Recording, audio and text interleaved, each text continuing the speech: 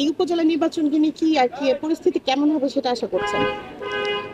চমৎকার প্রশ্ন। আজকে শুক্রবার, জুম্মা দিবস, জুম্মার দিন।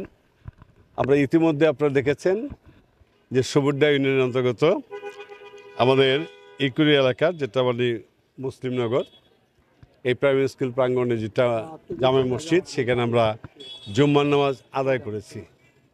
তা আমরা যেটা বলার সেটা হলো যে আমাদের বাংলাদেশ আওয়ামী লীগ এবং তার সরকার সমস্ত কিছু যেটা পর্যবেক্ষণ, সেটা হলো যে আমাদের বাংলাদেশের সফল রাষ্ট্রনায়ক দেশরত্ন শেখ হাসিনা, আওয়ামী লীগ প্রধান বঙ্গবন্ধু কন্যা আমাদের নেত্রী শেখ হাসিনা, বাংলার 18 কোটি মানুষের নির্ভরযোগ্য ঠিকানা, প্রিয় নেত্রী, মানবতার জননী শেখ হাসিনা।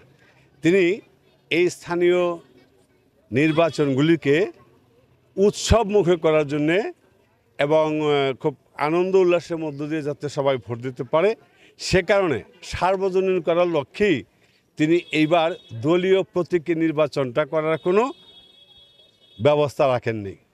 এটা উন্মুক্ত করেছেন। যে ইচ্ছা সেই তার যোগ্যতা এবং তার কর্মকাণ্ড, আগামী দিনের ভবিষ্যৎ, বিভিন্ন পরিকল্পনার কথা তুলে ধরে জনগণের কাছ থেকে ভোট যিনি আদায় করে নিতে পারবেন বেশি, তিনি নির্বাচিত হবেন।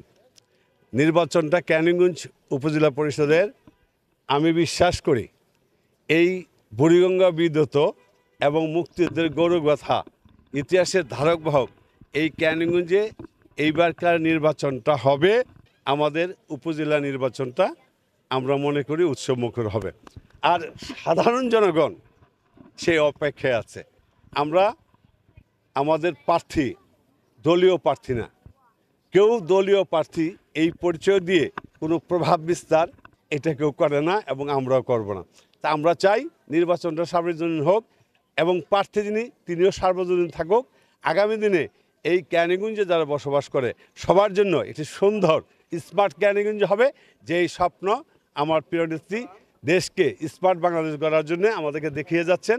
আমরা সেই স্মার্ট বাংলাদেশের একজন কারিগর হিসাবে দায়িত্ব পালন করব।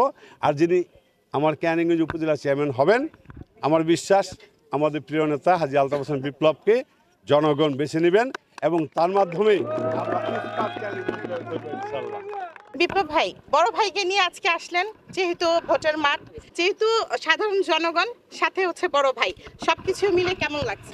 বিসমিল্লাহির রহমানির রহিম। আমরা আসলাম সুবাড্ডা ইউনিয়নের ইকুরিয়া এলাকার মুসলিমনগর একটা মসজিদে নামাজ পড়লাম।